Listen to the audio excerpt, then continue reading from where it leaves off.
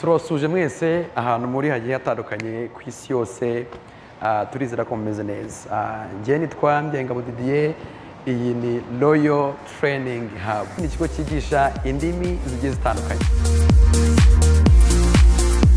Hello, my name is Yolanda Mosley and I'm from America and I teach English here at Royal Training Hub.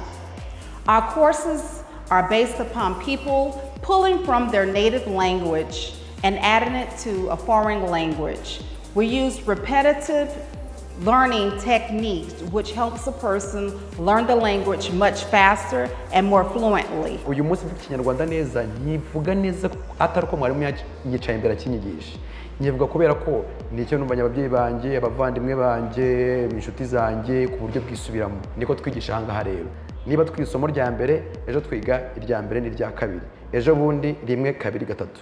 Kugira ngo twubahirize ihame rivuga ngo umuntu avuga ikintu yumvanye abandi bantu bavuga inshuro nyinshi zirenze imwe zirenze ebyiri. We use a group technique of learning, and then what we'll do is we'll break the groups down into maybe 2 or 3 people to do role play back and forth to also be able to pronounce the words and understand the words better. Mu bushakashatsi bwacu nka Royal Training Hub nuko byibuze umuntu yumvisha ikintu inshuro zirindwi mu matwi yiwe aba yamaze kugifata. So have gotten good reports and testimonies of people that are able to utilize the new language that they've learned into their workplace.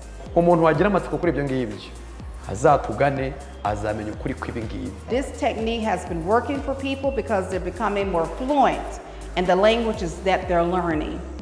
And with this, I say so long and bye-bye, and we hope to see you very soon.